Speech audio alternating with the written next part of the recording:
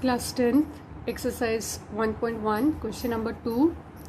Show that any positive odd integer is of the form 6q plus 1 or 6q plus 3 or 6q plus 5 where q is some integer. Fine. Now this question is based on Euclid division lemma. We will start with we know that. WKT means we know that by Euclid division lemma for any two positive integers a and b, for any two positive integers a and b, a is equals to bq plus r, where 0 is less than equal to r is less than b. There exist unique integers q and r. Okay, this is what the Euclid division lemma is. Now we are going to use this to solve this. अब question क्या कहता है, question को समझो. Show that any positive odd integer, कोई भी एक odd integer है, ठीक है, दो तरह के होते हैं, इवन और odd. Any odd integer is of the form 6q plus 1, 6q plus 3 और 6q प्लस 5. हमको ये प्रूव करना है कि ऑड इंटीजर का फॉर्मेट ये है. बहुत थोड़ा सा इसको डिटेल में समझना पड़ेगा क्योंकि पहली बार क्वेश्चन कर रहे हैं. a is equals to bq plus r. यहाँ पर हम b इक्वल टू 6 लेते हैं क्योंकि ये बी क्यू प्लस आर की कंडीशन है. बी क्यू प्लस आर, तो यहाँ पे बी आएगा 6. अगर बी आता है 6 मतलब ये बी है, ये ए है, यहाँ पे कुछ नंबर आता है क्यू के बाद, तो ये आता है रिमाइंडर. अब रिमाइंडर या तो हो सकता है 0 या हो सकता है बी से कम. ये यहाँ पे हमने पढ़ा कि रिमाइंडर या तो हो सकता है 0 या तो रिमाइंडर होना पड़ेगा बी से कम. तो if b is equals to 6 तो रिमाइंडर क्या क्या बनता है, 0, 1, 2, 3, 4, 5. ये रिमाइंडर बनेंगे. ये सारी कंडीशंस हैं रिमाइंडर की. r equals to 0, 1, 2, 3, 4, 5. देखो कभी भी तुम सॉल्व करोगे सम, सपोज कर लो तुमने यहाँ पे ले लिया 10 और इसको डिवाइड कर दिया 3 से, तो 3 3 जा 9, रिमाइंडर बचता है 1. तो ये रिमाइंडर या तो यहाँ पे 0 हो सकता था या तो यहाँ पे 3 से कम रहेगा. 3 से तो कम ही रहेगा, तो या तो यहाँ 0 हो सकता था या 6 से कम रहेगा, तो 1, 2, 3, 4, 5 कुछ भी नंबर हो सकता है. ठीक, अब इसको हम पुट करते हैं हम यूक्लिड के फॉर्मेट में. तो यूक्लिड के फॉर्मेट में पुट करने पर सबसे पहला नंबर मिलता है a is equals to b की जगह हमने क्या लिखा है 6.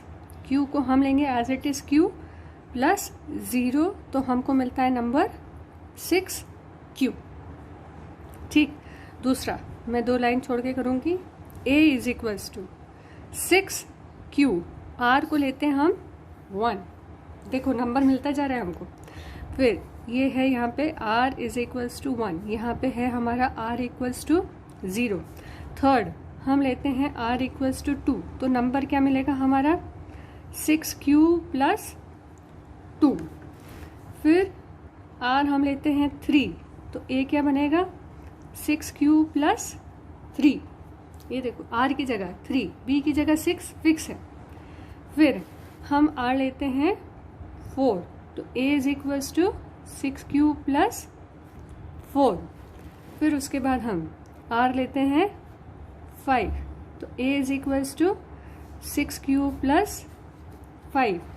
और फिर लास्ट में हम और तो कुछ ले नहीं सकते क्योंकि 5 हमारा लास्ट है, ये 5 हमारा लास्ट है, तो इसके बाद हम कुछ भी नहीं ले सकते. तो ये हमारे पॉसिबल नंबर्स हैं, ये हमारे सारे पॉसिबल नंबर्स हैं. अब हमको इवन और ऑड चेकआउट करना है. इवन और ऑड चेकआउट करने के लिए सबसे अच्छी चीज़ ये है कि अगर नंबर 2 से डिविजिबल है तो वो हमारा इवन नंबर है, अदरवाइज ऑड है. तो एक एक करके हम चेक करते जाते हैं इवन और ऑड की कंडीशंस. तो 6q that is equals to, no 6 को क्या लिख सकते, 2 इंटू 3q. 2 इंटू 3q आ गया, तो this is an even number, ये इवन नंबर है। r is equals to 1, r is equals to 1, तो a is equals to 6q plus 1, तो ये है हमारा अब दिस इज ऑड, क्योंकि ये 2 से डिविजिबल नहीं है। फिर अगेन हमारा आता है 6q प्लस 2, तो यहाँ पे 2 कॉमन है, तो अंदर क्या बचता है हमारा 2 3 ज़ा 6, 3q प्लस 1, तो ये पूरा 2 से डिविजिबल है, 2 से डिविजिबल है, तो this is an even number, this is N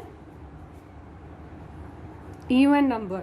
next आ जाता है हमारा 6q plus 3, so 6q plus 3 is odd. फिर नेक्स्ट हमारा 6q प्लस 4, क्या 2 कॉमन है इसमें, 2 इज कॉमन, 2 3 ज़ा 6, 3q प्लस 2, ब्रैकेट खोल के देखो, वापस चेक करो, 2 3 ज़ा 6, 2 2 ज़ा 4, 3, तो यहाँ पे बन गया 6q प्लस 4, क्या है, ऑड है या इवन है, दिस इज इवन। और लास्ट वाला ऑड, क्योंकि ये 2 से डिविजिबल नहीं है, सो दिस इज ऑड। तो आंसर इज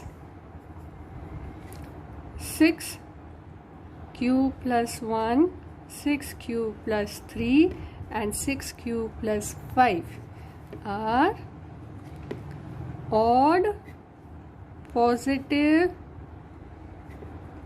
integers या positive odd integers, ठीक है। This is how the sum is to be done. A new type of sum for you to solve, okay, so but this is easy, you will find this easy, right? That's all in the sum.